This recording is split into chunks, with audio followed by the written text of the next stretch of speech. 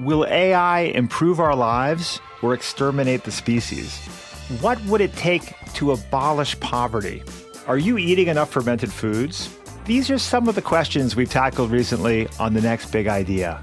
I'm Rufus Griscom, and every week I sit down with the world's leading thinkers for in-depth conversations that will help you live, work, and play smarter. Follow The Next Big Idea wherever you get your podcasts. From LinkedIn News, I'm Jessie Hempel, host of the Hello Monday podcast. Start your week with the Hello Monday podcast. We'll navigate career pivots. We'll learn where happiness fits in. Listen to Hello Monday with me, Jessie Hempel, on the LinkedIn Podcast Network or wherever you get your podcasts. Hello, my friends, and welcome to another exciting episode of Negotiate Anything.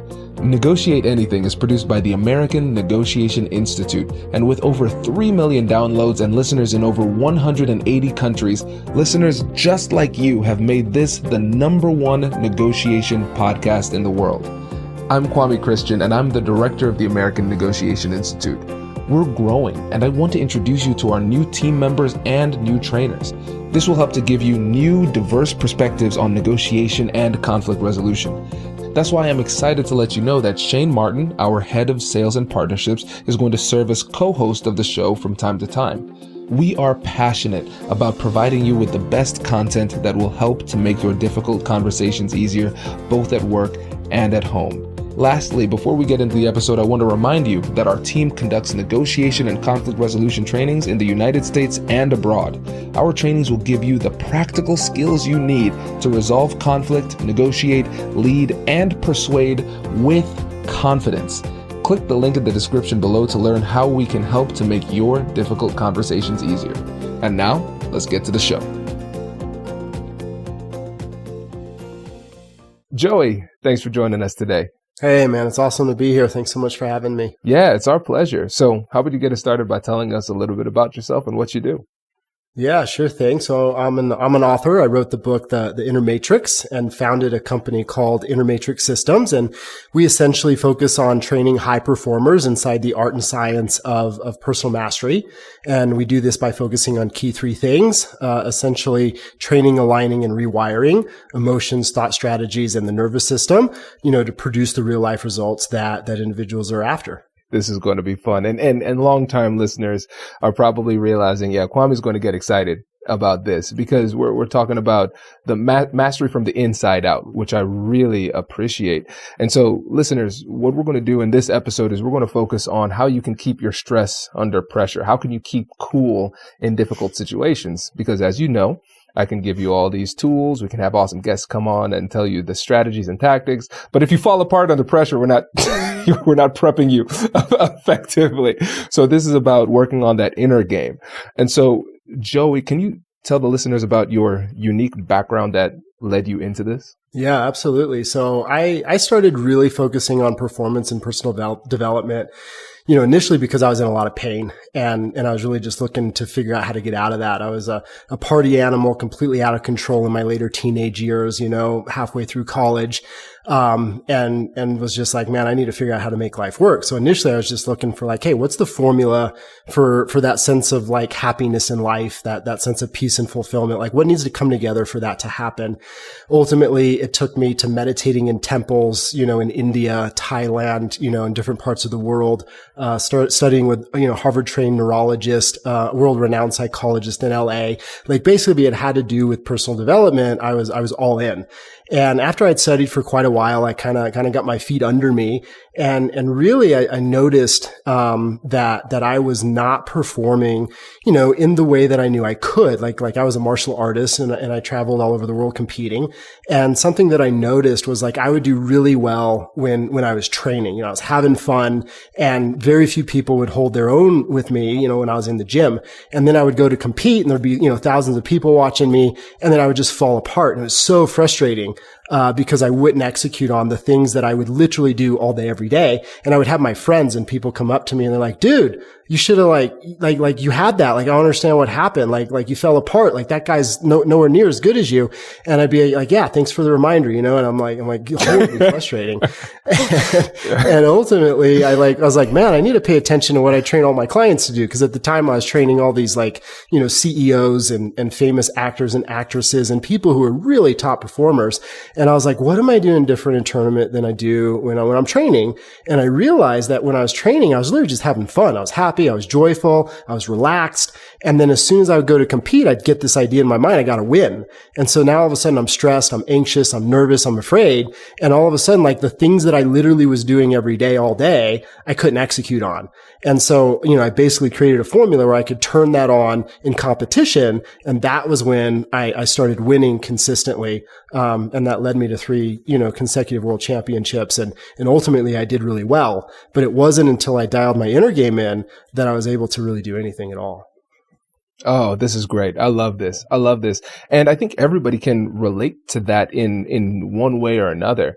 In my first book, Finding Confidence in Conflict, one of the things I talk about was just the stress response and how it debilitates people, where you struggle to think clearly when it matters the most. And this also explains why people come up with the best comebacks in the shower. Later in the day. Exactly. It's like, it's not that you don't know what to say. It's that in the moment you can't do it because of your mental and emotional state. And Joy, one of the things that you said that I really liked is that you found this formula. And the reason I like the term formula was because there's nothing magical about a formula. It's not some kind of mystical type of thing. You weren't enlightened in some kind of really metaphysical type of way. This is something that people can replicate. So tell us more about the formula you discovered.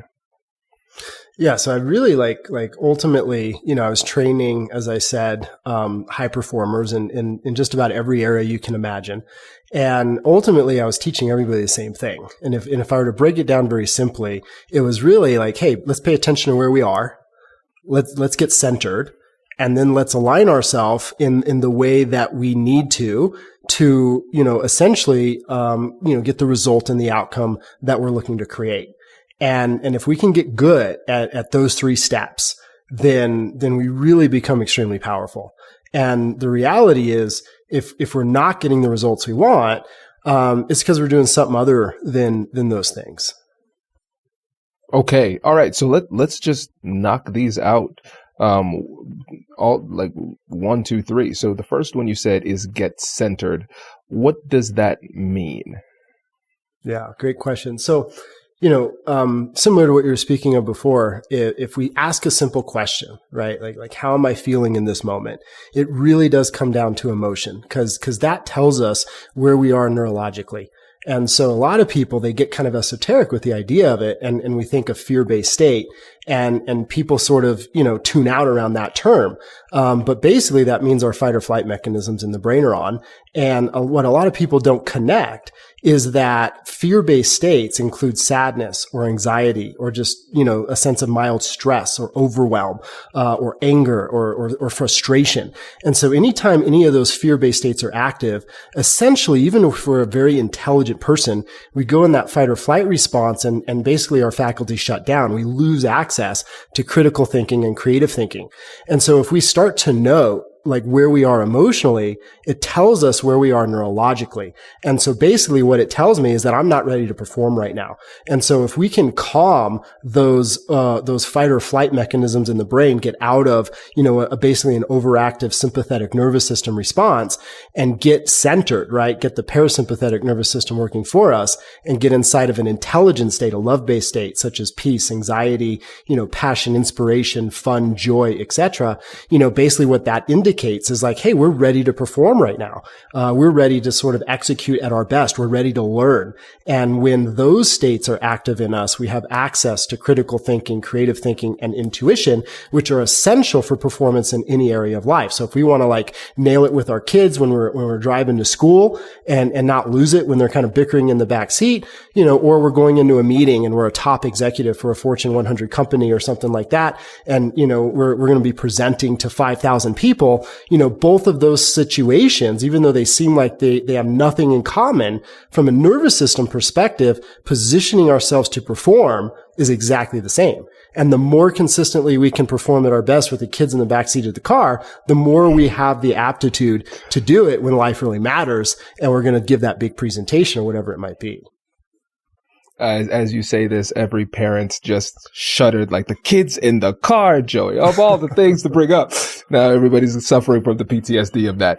But yes, this is great. And I love that you brought in the example of the CEO giving a big speech to 5,000 people, because that's something that we could see the person on stage. We could see the consequences of poor performance just on the business, but also on the person's social status. I mean, that's heavy. That's very heavy.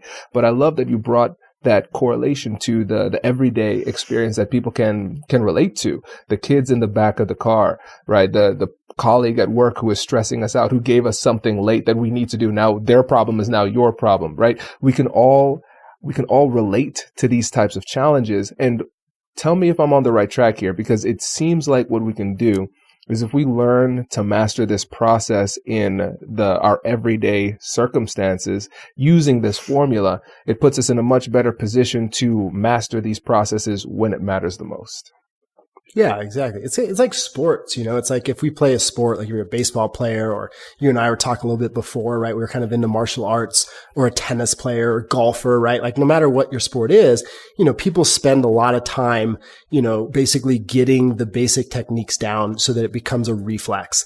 And, you're not going to try to get your basic techniques down when you're in the golf tournament, right? You're going to go to the driving range when it doesn't really matter, and you're going to swing that club, 1,000 times to hopefully get that reflex down. And then when it matters, hopefully it's there for you, right? And so it's the same thing. If we can manage our nervous system just on a regular daily basis, and the more consistently we do that, the more likely we're going to be able to nail it when it matters, when there's a high stress situation in front of us, or where performance is demanded of us. And if we're not practicing the techniques so that they become reflexive, well, then when it comes to, a high impact situation, there's just no way we're going to be able to execute and succeed. And so it really begins with, step one, like, where are we? And then step two is like, how do we calm that down if we're not in an optimal state, right? We got to have the technique. We have to have the toolkit for that. Does your company invest in professional development training? If you believe that your team would benefit from a negotiation workshop, all you need to do is go to our website, fill out the workshop request form, and then we'll set up a time to chat. These workshops are completely customizable, and we've done them all around the country. Negotiation and conflict resolution skills are beneficial across all professions, but they're especially useful in procurement, purchasing, sales, sourcing, and contract management. Our calendar is filling up quickly, and we even have some workshops scheduled for next year. If you think you might want one, I'd suggest reaching out soon so you don't miss out. Check out the link in the description to learn more. And now, back to the show. Brace the rudders! Raise the sails! Raise the sails! Captain, an unidentified ship is approaching. Over. Roger. Wait, is that an enterprise sales solution? Reach sales professionals, not professional sailors. With LinkedIn ads, you can target the right people by industry, job title, and more. We'll even give you a $100 credit on your next campaign. Get started today at linkedin.com/marketer. Terms and conditions apply. Yeah. Oh, this is great, because, and it sounds like this question will kind of push us to number two, because one of the things that you said is when we're in a fear-based state, where it's the traditional idea of fear, but also sadness and anxiety, that can diminish our performance. But we need to move more towards a love-based state, like you said, which is more of something that we would recognize as positive, joy, that type of thing. And when it comes to it, theoretically, I can understand, okay, that's a better place to be in. But in the moment, if I'm mid freak out, how do we transition from that mental state of fear to love? What does that look like? Yeah. So just like anything, right, we could break it down and get very comprehensive around like the techniques, the strategies, the execution. But if we just keep it very simple so that it's something that we can all practice and start getting good at, right off the bat, it really comes down to initially awareness and breath, right? Like whether I'm working with a top CEO, of a company, an entrepreneur, a pro athlete, Or, I'm working with, a stay-at-home mom or dad. The technique is really the same because our nervous systems are all the same. And so, what it really begins with is like, hey, where am I? And if I notice that I'm feeling anxious or I'm feeling despair or I'm feeling overwhelmed or just mild stress, it's just simply acknowledging that, right? Like, hey, in this moment, I'm in a fear-based state. My nervous system is not performing at its best, right? Don't blame, don't criticize yourself, right? Don't blame the parents. It really is just a nervous system conditioning. So step one is do your best to just acknowledge where you're at and without judgment, right? Like, hey, in this moment, I'm a bit stressed. In this moment, I'm angry. In this moment, I'm frustrated, right? In this moment, I'm sad. Like all of it's okay. And then step two is bring attention to breath. And one of the simplest breath techniques, that I know that I literally teach people all over the spectrum is very simple. We could even all do it together here in a minute. And you just simply touch the tongue, to the roof, the palate of your mouth, and then relax the body. Step two. And you just go ahead and you take a deep breath in through the nose. Very important. The nose, not the mouth, because we tend to take a deeper breath in through the nose, maybe 4 or 5 seconds in. A slight pause, hold the breath at the top, and then a 4 or 5 second exhale, pause, hold at the bottom. And then we'll just repeat that, breathing in through the nose, 2, 3, 4, pause, hold at the top, exhale out through the nose, 2, 3, 4, pause, hold at the bottom. And if we can remember, I call that the 4-sided breath, tongue touching the palate of the mouth. If you just relax the body and you breathe, it's like a lot of people, even just 2 breath cycles, or some people might be continuing it, which is great. You start to notice that the nervous system calms down. Stress starts to calm down. We start to sort of chill out a little bit. And the idea is you want to kind of find that place where you feel a bit relaxed, or maybe like a peaceful euphoria might come over you at a point in time if you practice it regularly. And that's where that nervous system shifts, right? We go from that sympathetic nervous system mode to a parasympathetic nervous system mode. And that's an indication that my brain changed, right? My prefrontal cortex is active, which means I'm inside of creative thinking and critical thinking. Intuition is working on my behalf now. And I've stepped out of those fight or flight mechanisms in the brain. And so basically now it tells me I'm ready to think, I'm ready to perform, I'm ready to go. And so just like that golf swing, right? If we practice that breath and you do it even just 5 minutes a day, like first thing when you wake up, I always try to get my clients to do 20 minutes a day, but that tends to be a lot for people in the beginning. So like 3 to 5 minutes a day. What happens is then when you need it, when you're in the car with the kids or you're, about to go in that big meeting, or your boss is like, dude, where's X, Y, and Z? And you're like, oh, I forgot about that, or whatever it is, then we can just touch the tongue to the palate of the mouth, inhale, pause, exhale, pause. And by the time we get to the bottom of the exhale, the nervous system has changed. Now, in order to do that real time during high stress situations, we got to practice it a little bit and sort of get good at our swing, right? If you're a golfer, you kind of practice your golf swing. So the more we practice that breath, the better equipped we're going to be to center ourselves when life comes at us, when life is happening around us.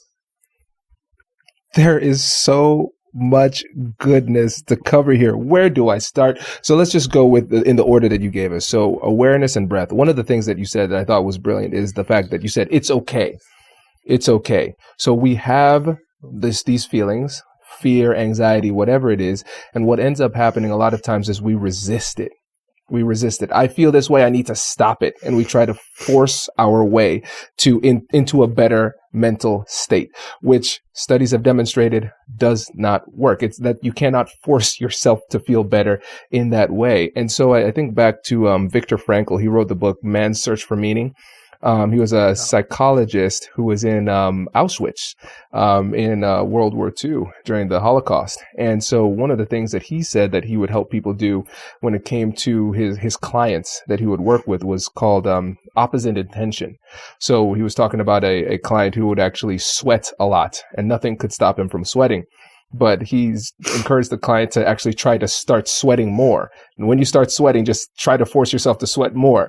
And like the opposite intention actually caused them to calm down.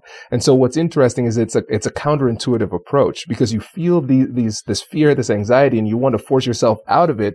But really what you're showing is that the way to get past it is to accept your current state. Yeah, I am afraid. And I'm afraid because of this. And that is completely okay. And just by doing that, that helps you to overcome that, which is really important. And then with the breathing technique, this, I think in the military it's called box breathing or tactical breathing. People in the military use it to calm down. But I love the addition of using your tongue and putting it on the top of the roof of your mouth. And tell me if I'm right on this. I believe that creates vagal nerve stimulation, which calms people down too. I think that's something that I studied in the past, but I think that's a really brilliant addition because it creates some tactile stimulation, which brings you more into the moment and outside of your head, which is really great. And then the last thing is essentially, I'm going to, dumb it down and then try to elevate it back up. It's essentially what we're realizing is that your happy place is wherever you go. Because if you start to get really good at this, you can calm yourself down and practice calming yourself down. So then you start to do this in private, just day to day. But then when it matters most, you can find that place of stability and calmness wherever you happen to be. And I love that just a little thing that you said too. You calm yourself down and then you're ready to go. And so you take your time. If you're not ready to go, you slow it down. And meditation was something that was really tough for me for a very long time because I'm always like putting pressure on myself to be busy and get stuff done. And so I came up with this little saying. It's not true, but I know it helps me. I say that time stops when I meditate. Time stops when I meditate. There's always time to meditate. And okay, if I need to meditate, I'm going to stop right now and get it done. And then I will start time again when I'm ready to go, because that's much better than having a bad performance because you forced yourself when you didn't need to. Yeah, that's right on track. Exactly right. That's a perfect, good summary of what we're doing and why we're doing it, right? And Viktor Frankl, that's one of my favorite dudes. The book Man's Search for Meaning, incredible. It's one of those that I read every year. Such an inspirational story. Yeah. Yeah. And for me, emotion, something that I've learned over time is, and if we start paying attention to this, right, when we're stressed or we feel overwhelmed, a lot of times we think it's because of our environment, it's because of the situation that's going on, or some dynamic that's occurring in our life. And if we pay attention and we kind of stop for a moment and we start to just witness and ask a question like, hey, what was I thinking about just there? What was the mind focused on when I was feeling that anxiety? And what I have found is that anxiety or stress or overwhelm is typically it's not a byproduct of what's actually occurring, even when situations and circumstances are extreme, right? So I used to, be a competitive martial artist. I still train to stay fit today, but I don't, get in the ring anymore and actually compete. But it's interesting because when I used to go to tournament, and I used to get in a ring with a guy, there'd be a lot of stress there. But when I was training, I would be doing, the exact same activity, and it was just as intense because, you're sparring or you're grappling or somebody's trying to put you in an arm bar and inflict pain on you. They're trying to choke you out. And there are very few situations that are more stressful than that, right? Not being able to breathe because the guy's trying to literally keep you from breathing, right? And what I noticed is that when I was at the dojo and I was training, even though it was just as intense as competition, I was never worried. I was never anxious. I was never stressed. I was never angry. And I was having a good time. But then when I go to compete, it's like all of a sudden I'm stressed out. I'm panicked. I'm overwhelmed. Anxiety's there. And I'm like, what's the difference here? Because number one, the environment is just as intense. And in some ways, my martial arts mentor was more intense than any tournament because when we were closed door students, he'd shut the door, he'd lock it.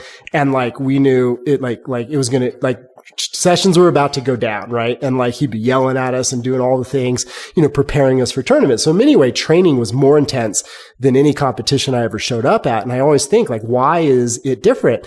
And what I ultimately realized, and I would be prepared for tournament and I would lose every time. I would lose.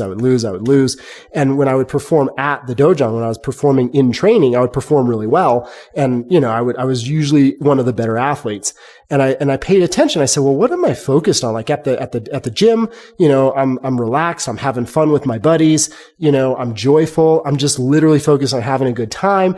And I'm focusing on, just executing the technique, right? It was like a chess match. But then when tournament came around, my focus changed. I was focused on, I need to win. I can't lose. What if I disappoint my teacher?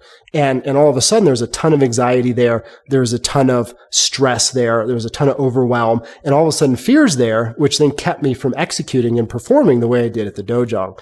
And so literally what I did was I strung these techniques together where I would, notice I was anxious. I noticed the fear would come up. The environment changed a little bit because I had 1,000 people watching or whatever it was in the audience, right? And so then I would use that breath technique. And I would literally close my eyes for just a minute and imagine myself at the dojo, in training session with my buddies. And as soon as I felt that sort of just fun and inspiration and just sort of like camaraderie, then I would execute in the tournament. And that's when I finally began to perform well and actually win, was because I managed my state. And so if we ask that question when we feel something, it's like, hey, where's the mind going? Because usually the anxiety and the stress or the overwhelm is a byproduct of what we're thinking, not what's going on in our environment. And that's an important distinction, because if we think it's due to what's going on in our environment, we oftentimes can't change that.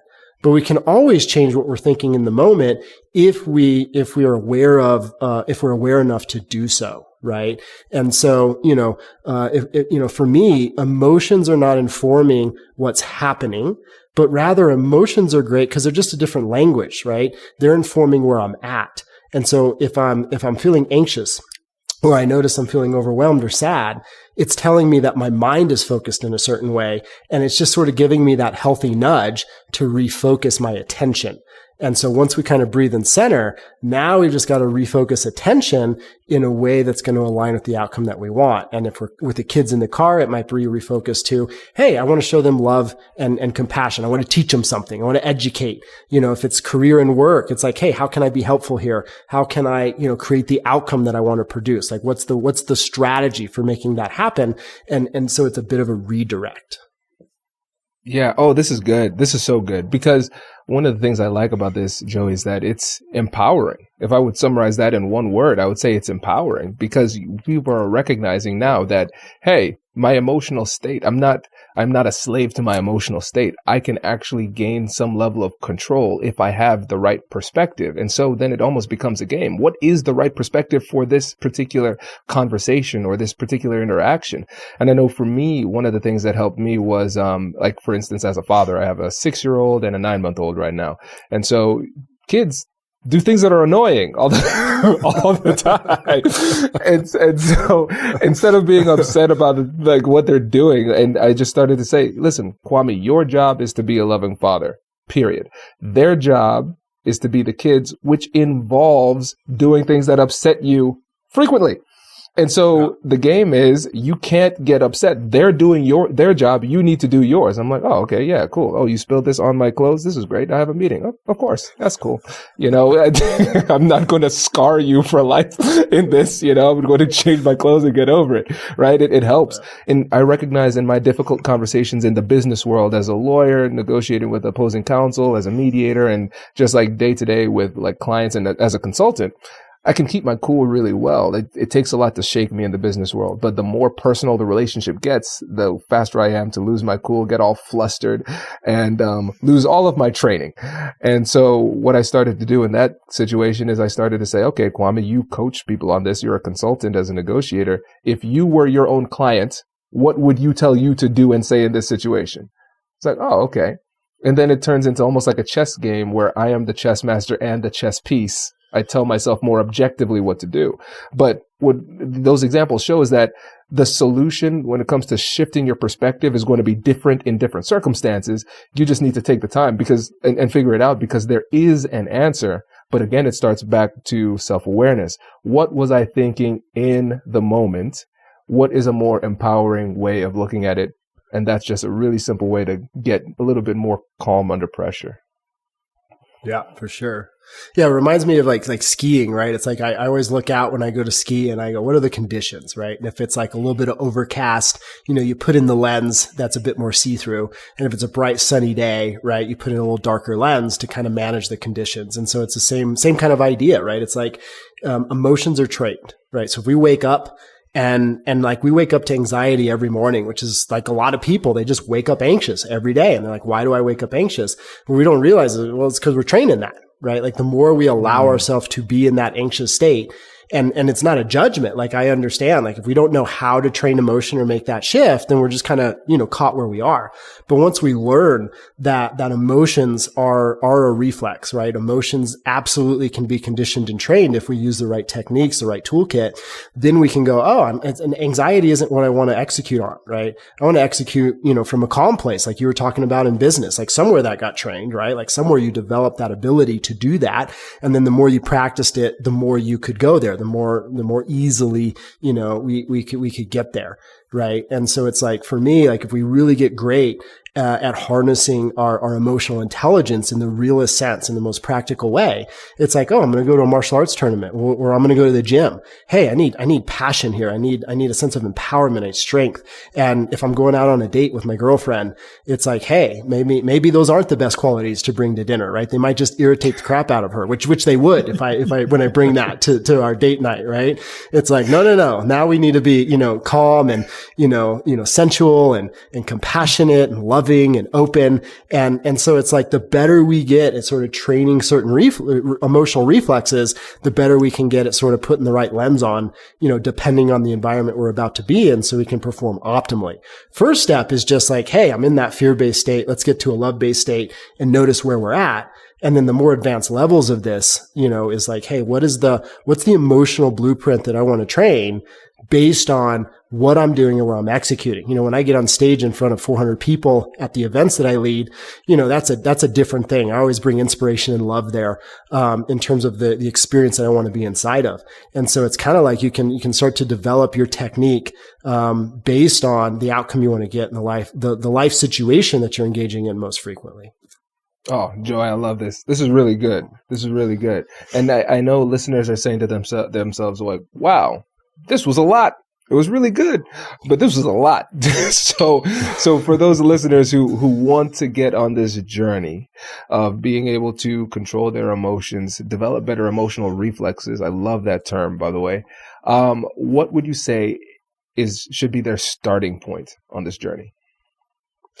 Yeah. So, again, I think executing those techniques that we just talked about is a great beginning, right? Just asking the question, like, where am I on a regular basis? Tuning into how you feel. Don't judge it. Just notice that it's informing you about where you are, less what's happening. Number 2, breathe that 4-sided breath. See if you can start managing your nervous system through that. And then step 3, hey, what's the focus? How can I align with whatever's going on in my life so that I take action from an empowering place? I'm bringing the best lens to the situation that I possibly can.